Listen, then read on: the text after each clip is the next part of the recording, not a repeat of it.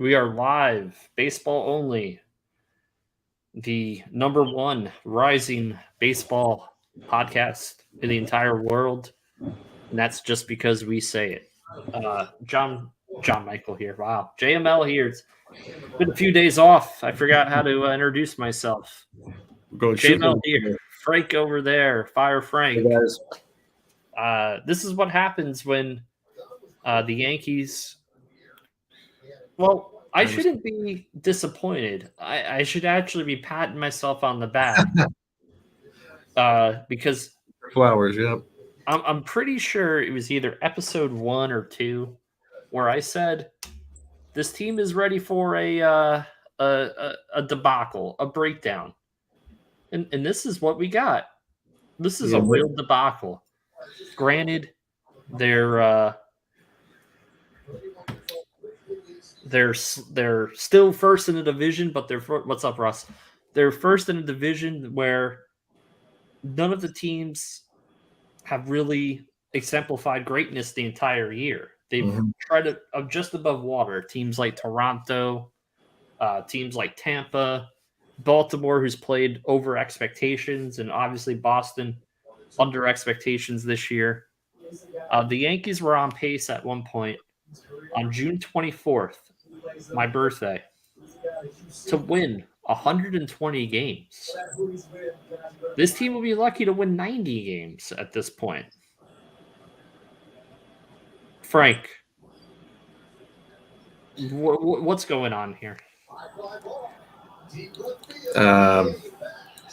Well, I don't even know. Someone hit a home run. I can't hit a home run. How about that? We're live here, folks. Yeah, like you said, well, you did say that early on. I mean, I had that kind of like Cinderella, 11 o'clock at night feelings for the first 3 months of the season. I was like, every time when they lost like 2 games in a row, I'm like, oh, is this it? Is this when the slide starts? Because we saw, last season, streaks hot and cold. I don't think I could have seen this debacle. Like you said, debacles. That's exactly what it is. I don't recall them playing this poorly, but at the same time, not really. Like, these are all like close games. It's the strangest thing. Like, if they could just score some runs, they probably would still be over 100 wins by the end of the year. But you're right. You got Stanton back. There is still some health problems. DJ's still banged up. I think that's obvious. I think what's really indicative of the way the second half has gone, I'm going to pull up Mr. Gleyber Torres. Yeah, I think that's a good place to start. I think early on we were discussing maybe one of our earliest Mr. episodes. Honcho, what's up, my man? What's going on? We were discussing, how important he is if he can be right. And he started off the season, not, maybe what we thought he'd be, but he was producing. He had more home runs than he had all last year early on. And now he's been stuck. We'll pull this up full screen for the audience. He's been stuck on 18 homers for the last. So for the year, 18 and 51, right? He had a really nice. He got off to a slow start. Had a nice May. Had a decent June. July, the batting average was up. Slugging was slightly down. But in August, 2 homers, 5 ribbies, 33 strikeouts. Look at the strikeouts. 33. By far the highest of any other month. That's the most concerning, I would say. Look at the OPS. You could have literally had anyone hit. Yeah. I could have had Frank up there. It probably would have produced around the same OPS as Gleyber Torres. And mind you, the base running mistakes, the errors, it's like he totally forgot how to play. Yeah. It's not just him. Yeah. It's other players on this team. Players too, other players as we go. Yeah. But he sticks out as a mainstay of this lineup, a regular, and he's been healthy relatively the whole season, so there's no excuse there. Yep. I think that's what the problem is. When you get injuries, you're going to have injuries. We've seen it happen before. The 2019 Yanks, next man up. It's not always going to be as good as that, but you got to be able to just get through it. And this And these guys that are still there day after day aren't doing it. Like you said, striking out a ton, not taking his walks. Yes, he's been more aggressive all year, which is fine because when Glaber first came up, he was very aggressive, especially with 2 strikes. But he wasn't striking out at this rate. Correct. And his OPS certainly wasn't that low. So not the only culprit, obviously, but it stands out as, like I said, one of the guys that's supposed to be the heart of this order. So. Here's another guy for you. We'll pull up this guy. Former American League MVP. Yeah. Josh Donaldson. Robust 219, 12 homers, 50 RBIs. Let's look at his month to month. Didn't start well. Had a decent May. And then June, July, August, his OPS went up slightly. And not off to a great start here. Look at pre-All-Star, post. He's even worse post-All-Star. Yeah. I would say that all he's done the second half, obviously, was that big grand slam, but that's literally all he's done. And his defense has suffered of late, I think, because of just all his struggles. You can see it on the field. Or even today, he already made a dumb error with a boot at a ball. It's frustrating because he's making $23 million a year. That's why it really frustrates me. Which is why I was concerned with the trade in the first place. Yeah, that was. I think that's the part. That's the part that grabbed both of us when we saw the trade. If it was just him for IKF and that would have made sense because that sounds like something they would do. But I know he had about 20 homers last year, but it's pretty obvious he's declining very quickly.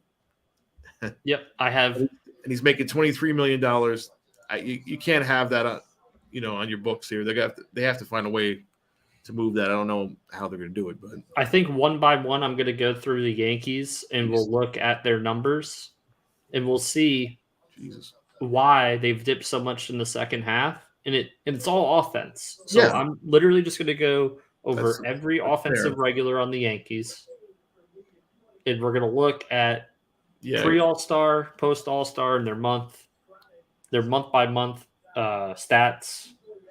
And the numbers don't lie. The numbers don't lie. So we're going to pull up Aaron Hicks now. Mm-hmm. Aaron Hicks for the year, 214, 6 homers, 33 RBIs, 44 runs scored.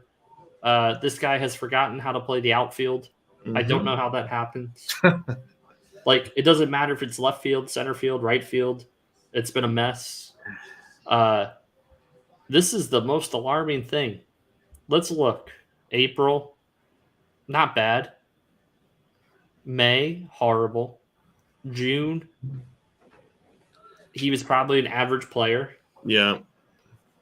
Then in July, he's above average major leaguer for that month. Then he just falls off the face of the earth in August.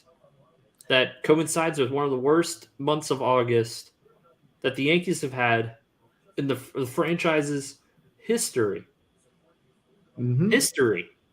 Look at the pre-All-Star game numbers. Look at he hasn't hit a home run post-All-Star game. He's had Wait a minute. Hold on. He hasn't had an extra base hit post-All-Star game. No doubles, no triples, no homers. 13 walks, 4 RBIs, 24 strikeouts. It's an automatic out. Yeah, he should just, when he walks to the plate, he should just walk right back. They might as well the umpire should just call him out. What's just up, Games to Games? Listen, this is deplorable. This guy has a 10-year deal with the Yankees. Why they signed him for so long? It beats the hell out of me. They thought they were getting a bargain. This is not a bargain. This is a curse. Move. Yeah, I mean, at the time, he was never a great player, but he had a nice arm. He was a fine fielder. He would be okay part of the team if he just produced even close to what he did that 1 year. Even then, his average wasn't very high. But it would be fine if he was the only guy in this lineup struggling. But like you said, the fact that he can't play the field at all anymore, He literally doesn't have any purpose. Yep, easy. It's been an easy out. It's literally, and it's not like we have him out there because he's such a great defender. He's one of the worst defensive outfielders in the league now. And I just don't understand how that happens because post injury, he was actually a really, really good, steady outfielder. What's up? Yeah, this is we're doing baseball only. We're doing our baseball only show. Later on, I'll do the break night hangout. Juan Soto is the worst one. Worst one of what? Defensively? We'll see. We'll see. I have to look at his metrics, his analytics. I can guarantee you he's doing a better job than Aaron Hicks right now. Aaron Hicks is pretty terrible. There's some high school players that can play the outfield better than Aaron Hicks. I watched 90% of the Yankee games this year. Whether it be live or after the fact. That dude is horrible.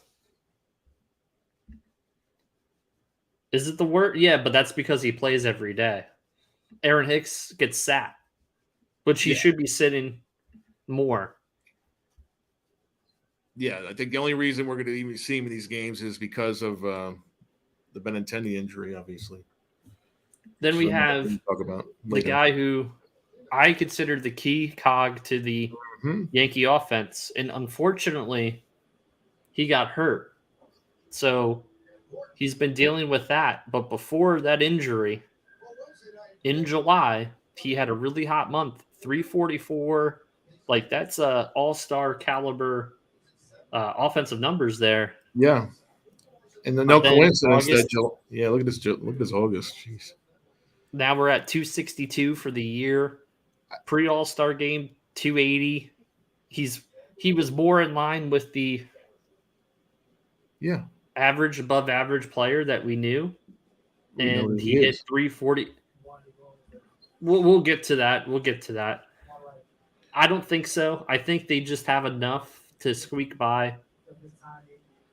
And a lot of the other teams in the East are not consistent enough to win it, but you never know.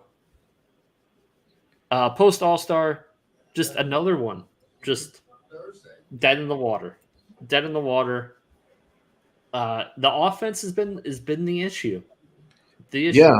And like you said, in July, he had an incredible July, and they led the. I mean, they did earlier that year, but July, even this year, and their record towards the end was a little funny, but I think they led the league in runs and in a lot of offensive categories in July. Why?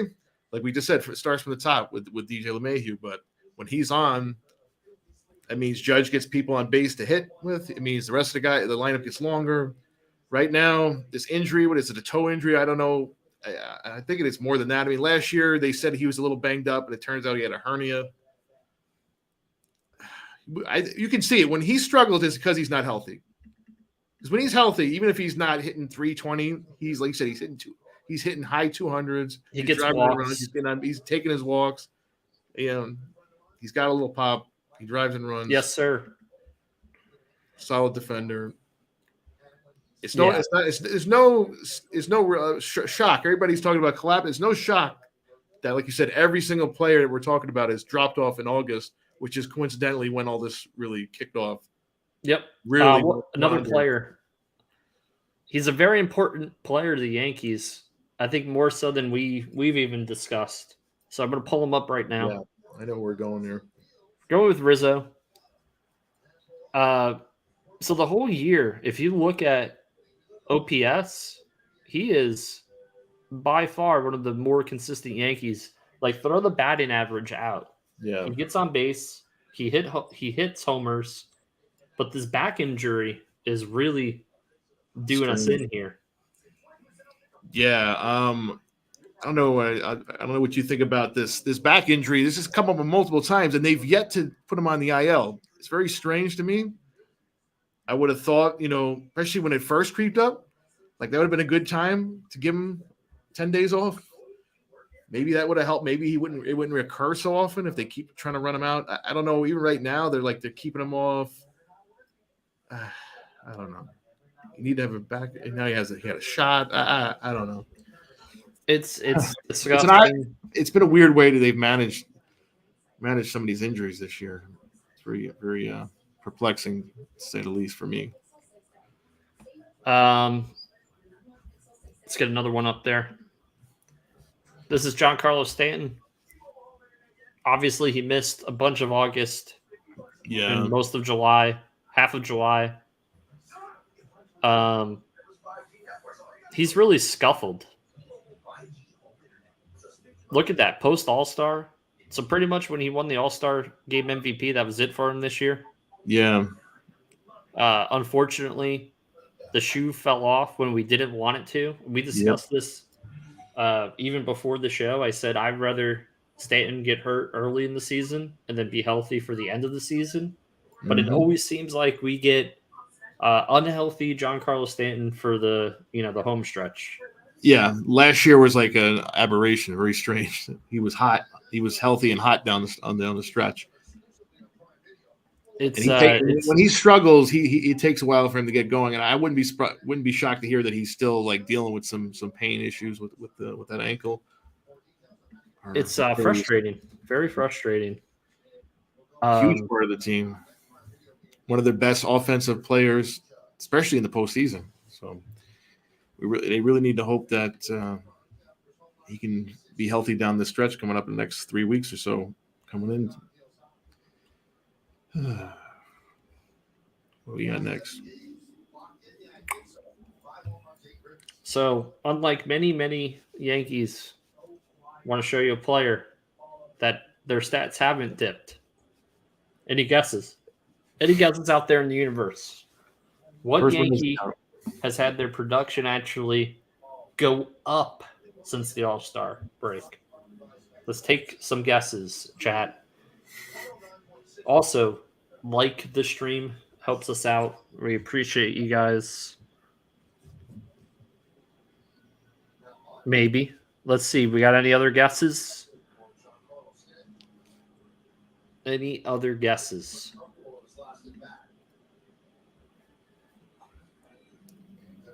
You wonder. Do you want? I wonder what your guess is. That's what I'm wondering. All right, we got too many shy folks. Or just people that want to watch. That's fine. It's not a trick question, guys. Trust us. That's on the Yankees. All right. Aaron Judge. 299, 53 homers, 115 RBIs, 107 runs scored. And today he hit his 54th. Look at these numbers, first of all. April, May, June, July, August. Insane.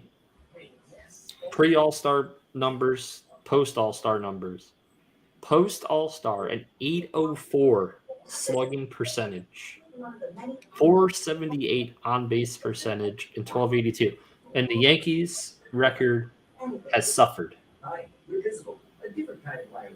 Which is weird. So the games that he has single-handedly carried them are the most important ones, right?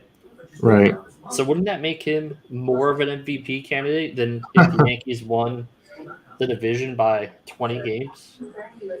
Yeah, I would say so. So why do people continually want to force the Shohei Ohtani argument down my throat and just agitate me? I mean, we went over this too. I mean, we explained, we understood, and we explained. Yes, we know nobody's doing what he can do, but again, you can't. Is he the best hitter in baseball? Right. Is he the best pitcher in baseball? No. He's above average in both. Right. If he was just a pitcher, would we be talking about him? No. If he was just a hitter, he might have hit more homers. He's a fine player. Would we be calling him the MVP? No. He'd be Kyle Schwarber. Yeah. Good comparison. He'd be the Japanese Kyle Schwarber. Let's put it this way. I mean, we all know with his contract situation. If Judge, were to leave the Yankees, who are they replacing him with? It's I either don't know if Soto. yeah, I mean, do we have? I don't know if there's a lot of guys out there that are hitting, possibly 60 home runs right now. Yeah. And remember, I think it was 2 or 3 episodes ago, I painted the picture. There's a TikTok out there that describes my feelings Yeah. about the Yankees and where they're headed. I'm going to pull that up actually for those that haven't seen it yet. But Frank, Shohei Ohtani, I think he was number 1 or number 2 on both of our lists, top 20 players in baseball. Yeah, I had number 1. And that's because of the versatility. Yeah, that's the only reason I put him number 1 over Trout. That being said, it just kills me that anytime a Yankee is the front runner for the MVP, it always seems like there's a bias against the Yankees. Yeah. Now, a year ago, we talked about Vlad Jr., the year he had. There was plenty of argument. Oh, he should have won, right? We weren't hearing the same argument this time last year. That's the National League. I don't have to worry about that. He was also on our list. Don't worry. Yeah. Pretty high. All right. So we're going to pull this up. The Yankees' time to win the World Series legitimately is this year. Yeah. If they don't win it this year, very difficult. They're going to have to rebuild. This is what's going to happen. The Yankees are going to lose in the playoffs. Whether they advance or not, they're going to lose at some point in the playoffs. They're not going to make the World Series. In my mind right now, this team doesn't make the World Series. They're going to go, well, we didn't make the World Series with Judge. Judge is going to walk. He's going to sign with whatever team is going to throw him the most amount of money. That's exactly what's going to happen. Yeah. The Yankees' time to win the World Series legitimately is this year. Yeah. If they don't win it this year. So, yeah. Again, now they've already started with the kids. Cabrera, Peraza, Florial. Why? Why have they started that? Why? Because they need to sell tickets in September here. With the struggling, no one wants to watch a team potentially collapse. Right. But when you say, hey, our number 2 overall prospect, we're calling up. I saw people, oh my God, it's Peraza Day. It's excitement. There was excitement. And then he doesn't start. But anyway, yeah, they're preparing everyone for the worst case scenario that we discussed already. That's no faith in your team. Well, no, we're realists. We're realists. Listen. Nobody hates the Yankees more than Yankee fans. I'll say that, even the haters. But people like me and JML, we watch this every day. We discuss this every single day, even off the air. Listen, the Yankees played a very easy first half schedule. Their second half schedule has been, post All-Star break, has been tremendously hard. Yes, but we haven't won since 2009. We haven't sniffed a World Series in the same time period, and we consistently spend more money than the Marlins. The part people don't That's the difference. They're spending more money, and they have these talented players. And I'm sure if I went to the Marlins ballpark, it's $5 for a hot dog compared to $15 at Yankee Stadium for a hot dog. You pay the New York tax, right? And with the New York tax comes, it should come some more championships or championship opportunities and putting a product around on the field that complements a guy like Aaron Judge, who's having a season like none other, even better than A-Rod's 2007 MVP season, where he had 54 homers and 140 RBIs. Yeah. Well, then you just got bad ownership. Clearly. I know DJ left town because they didn't want to spend money, but yeah, like you said, there's a tax here, but it's also just the fact that they don't even try to put the best product forward is a problem for fans. You could say, "Oh, they spent 2 and 4." Yeah, they did. They spent it foolishly. That's the real issue. And we're not talking about the Stanton deal. We're not talking about the Cole deal. You can discuss this all you want. Everybody wanted these players. You had to do what you got to do. Yeah, that's fine. We're not taking shots at anybody here. Don't worry about it, guys. We're just trying to discuss what's going on. Yeah, it disgusts me because I think more so I saw this coming way back. They literally had one was there. They played way above expectations. Way above expectations. Judge was having an MVP first half, and he's having an even better second half. But no one else on the team has lifted their performance on the offensive side. It's literally been Aaron Judge, and up until he got hurt, the Andrew Benintendi show. Mm-hmm.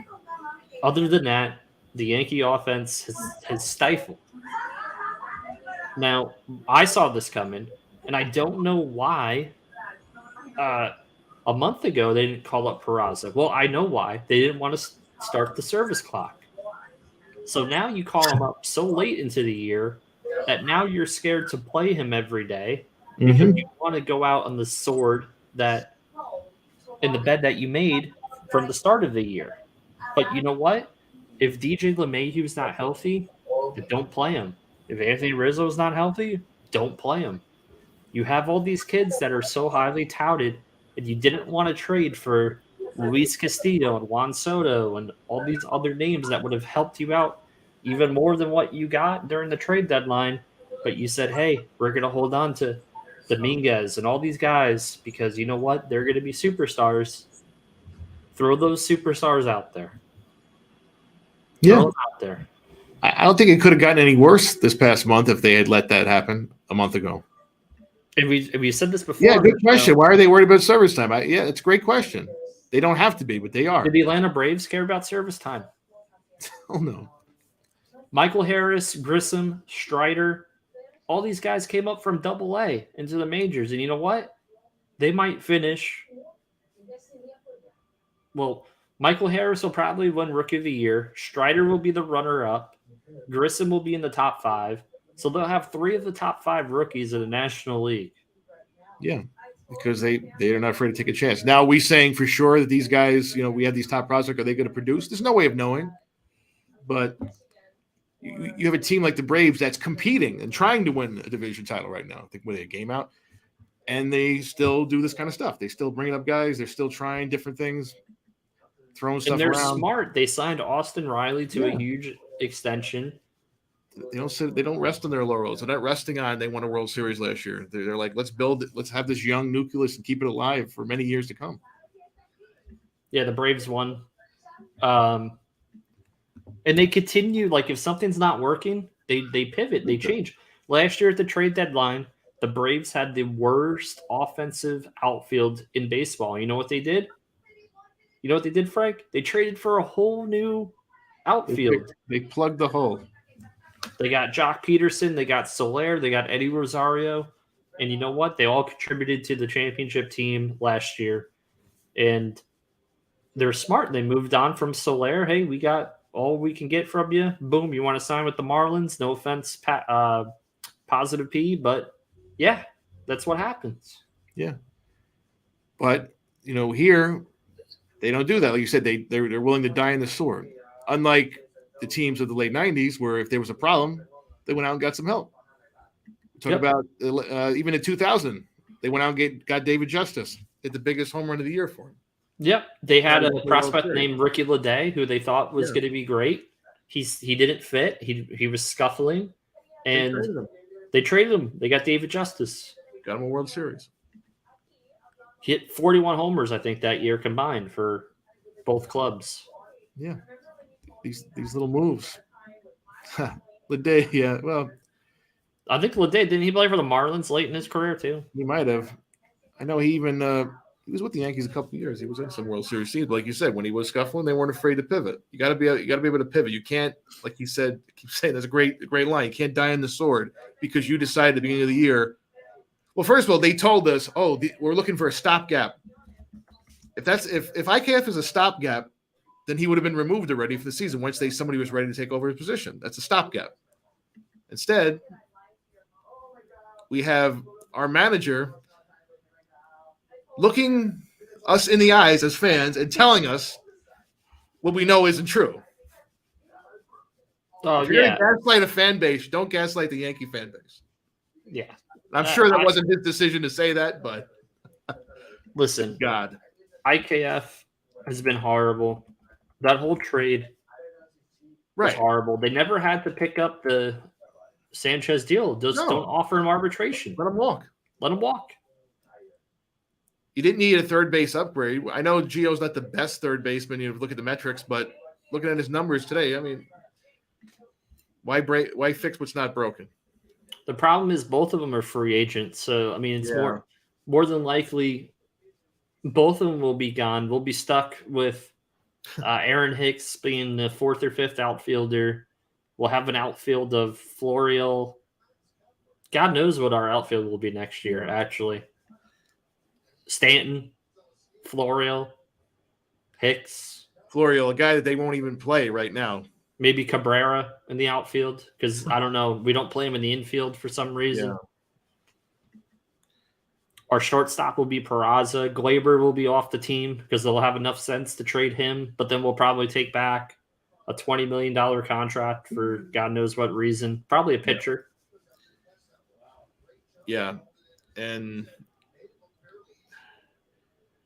I mean, we already have Cabrera up. We have Peraza up. Like the problem is, like you said, they're going to blow it up, but they're going to try to sell it as they're not blowing it up. They never go full. To do that, you're going to have to, eat crow for a couple of years. It's not easy with this fan base. It's not easy when you're spending that kind of money. And you still have one of the highest paid pitchers in all of baseball on your staff. Right. These are the years that you made that move for.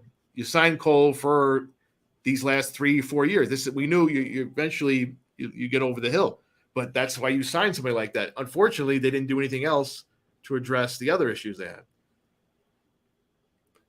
Yeah, I know Judge is 30, but yeah, I mean, why can't we sign him for 5 years at $250 million? Like, why do we play as a small market club? I don't know. Why do you spend $250 million on a payroll then act like you're the Rays? I think we talked this before. You can't be the Rays and be the Yankees. You got to make a choice. Nobody's going to outrate the Rays. I don't know what kind of magic they got on down there, but nobody's going to do it like them, and you don't have to do it like them because he won't take that. Well, I don't know. Idiot team will offer him 10 years. I don't think any team's going to offer him 10 years. No, I don't think 10 years is going to come up. I think 8 is the max that a team will offer. Yeah.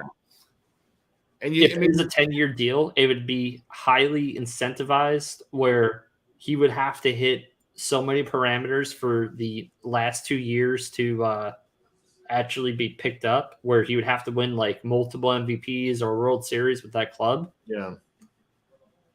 I think but the days of those contracts, I think, are done for the past 30 players. And I think that's why the Yankees haven't been quick to offer anything beyond the 5 years.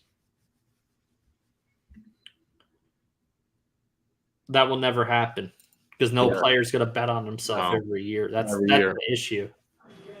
Now, unfortunately, that's not how sports works. I wish it did. It's not. Yeah. You're paying for him now. You're not paying for him in 5 years. So even if you give him the extra year, say you give 6 years, you're paying for the next 3 years when he's still in his prime, hopefully. And you could say it's a risk. He'll never be as good as he is this year. Probably not. And he can't play center field every day. That's the other issue. No, his body cannot take it. The fact that he did that this year and still producing, staying on the field, a lot of credit to this man. Boris is not his agent. Yeah. If someone offers him 10, it's not invested 10 years. It's going to be 8 with the last 2. He has to hit parameters within 100%. The first 8 years. Personally, I think, there is a deal to be made if they want to make it. It's not that the deal can't be made. I just don't think they want to do the deal. That's the thing. I don't think he's in his heart of hearts wants to leave the team. I know he's being very quiet because he's got to be. You can't reveal your chips. But honestly, the only team that would offer him 10 years, Carlos, would be the Mets. Would offer him a 10-year deal, right, just to steal the headlines from the Yankees, which we discussed in our very first show. And I don't think Judge would want to go to the Mets. At least I don't believe he would want to go to the Mets. Dodgers or Giants? No, the Dodgers aren't gonna. They say that they don't care about the luxury tax, but they care about the luxury tax. The Giants, I don't see that. I don't see that with the Giants. I just think that keeps coming up because of where he's from. That's the only reason. I don't think we'd be talking about that. I mean, they said that about CC as well. Yeah. And Cole, but many players. It's funny how we ruled out like the Cubs. Mm-hmm. I get it. He's from the West Coast, but he's played on the East Coast and even minor league ball for the past almost 10 years now. So his fabric and his roots are on the East Coast now. So then he'd be picking up and leaving. He just got married over here in the East Coast. His wife, I believe, is from the East Coast as well. Why would he want to pack up and leave the East Coast? That's just me spitballing here. Again, I think he's going to leave. Do I think he's going to get a 10-year deal? No, I think it's highly unlikely. Do I think he'll get an 8-year deal? Probably. Yeah. I don't think it's about his choice. It's just what they're going to offer, like you said, unless they surprise us. But I don't. They should, because you're not going to be able to sell whatever they're going to put on the field next year if he's not on the team. It's going to be a mess regardless. But if you don't have that, you're selling all these exciting young rookies, but you don't have a player like a dynamic player like Aaron Judge to sell, like they had to sell in 2017 after they made those moves in 2016. They had young Sanchez, Judge, Labor was on the horizon. Frazier, obviously, we know how he turned out, but you can't sell these expensive seats, expensive hot dogs and beer on Aaron Hicks playing left field. $25 parking. More than that. Taking the train to the stadium, however you get to the stadium. It's a lot of it's a big commitment. Your even season tickets in the bleacher creatures are not as cheap as they used to be. Nope. I've only been to 4 games myself this year, and this is a person who would love to be as many games as possible, just because I'd rather be there live than watch on TV. But the experience is not fun all the time, especially when the product of the field is no good. That's because football is stupid. I love football, but the money fiscally with football is just dumb. Yeah.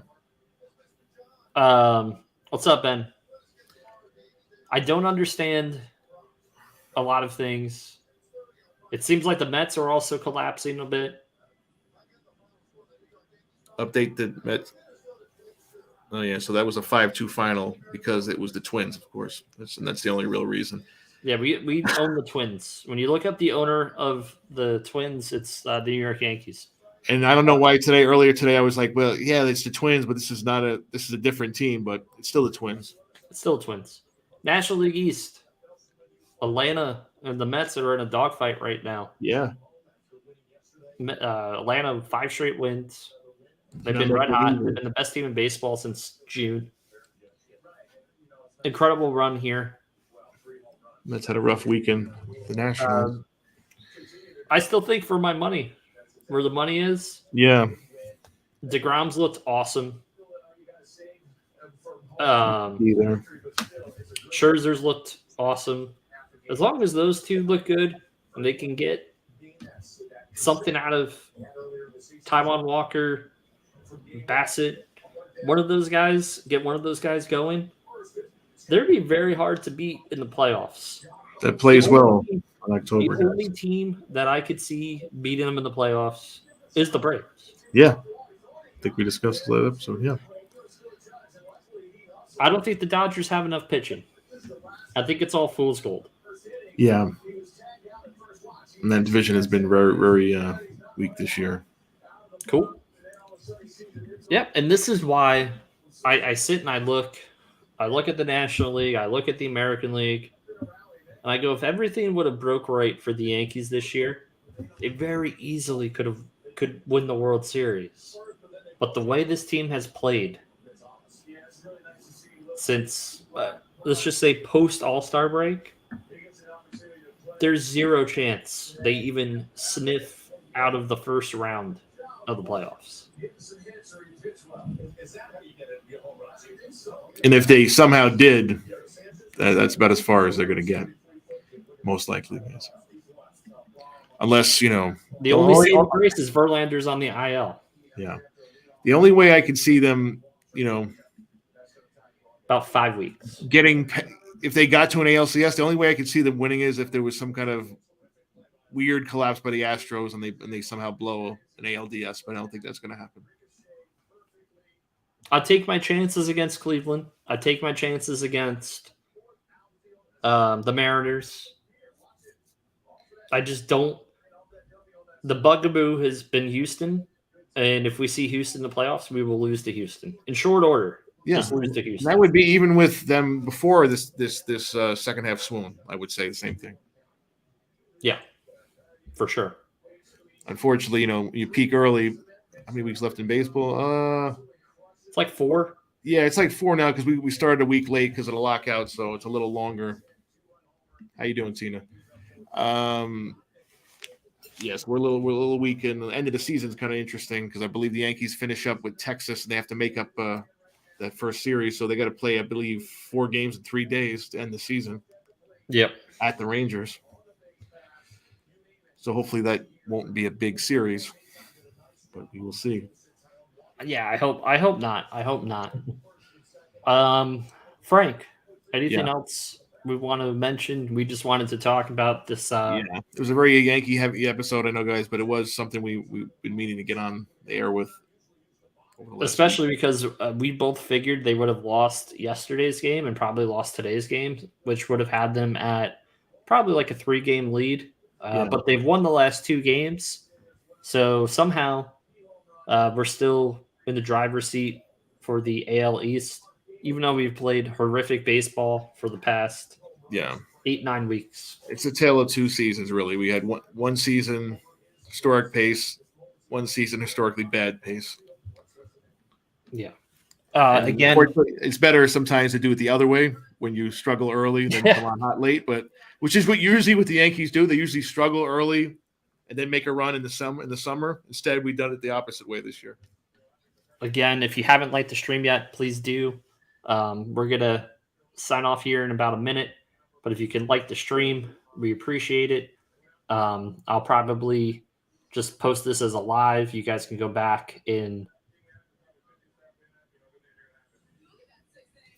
Huh?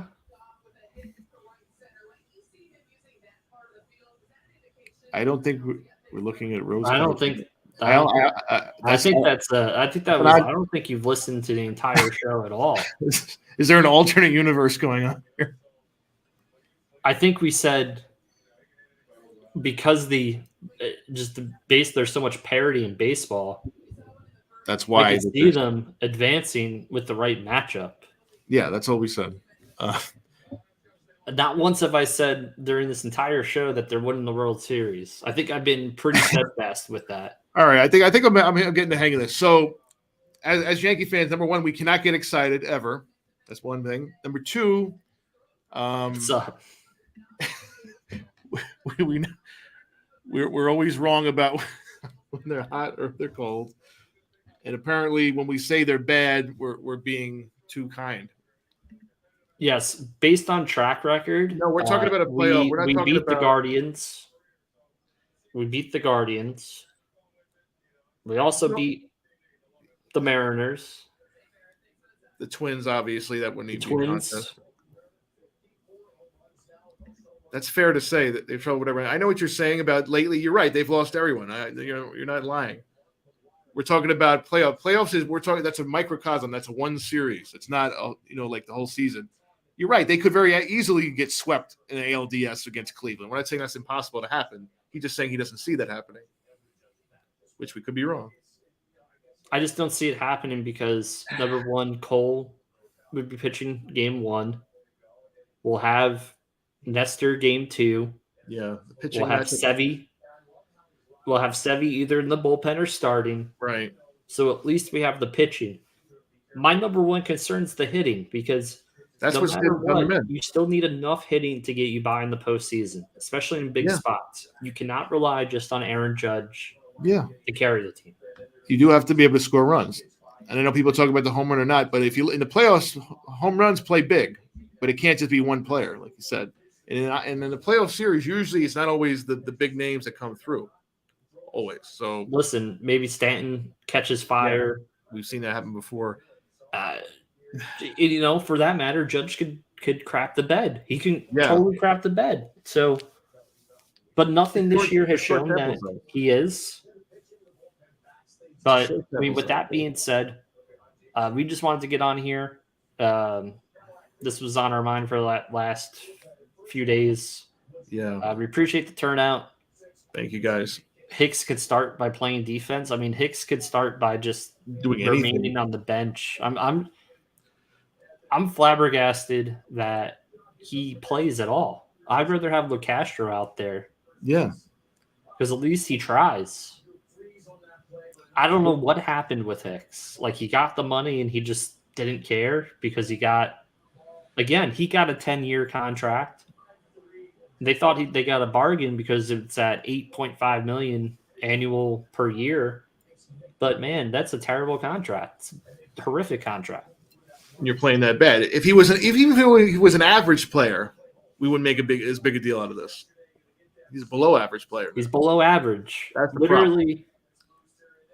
Carlos, you can go and probably produce a better wins above replacement than Aaron Hicks right now. Aaron Hicks, you could be playing T-ball right now. He wouldn't be able to make contact at times. I can find a T-baller from the Babe Ruth League, okay? And that person would produce more than Aaron Hicks. Guys. There's some pitchers in the National League when they were still hitting would produce better than Aaron Hicks. Jim Abbott produced more offensively than Aaron Hicks. Yeah. Okay? And if you don't know who Jim Abbott is, look him up. Yeah, look him up. All right, guys. Thanks a lot. We're going to sign off the live stream. We're actually recording a wrestling episode, but we're not going to go live for that. Might be too many distractions. We love you all. Please hit the like button. Like I said, love you guys. Good night and good luck. I'll see you around 7 o'clock for Break Night Hangout. No breaks tonight. What do you mean no breaks? Hold on. Hold on a second. We're having no breaks tonight, or RGL's not breaking tonight?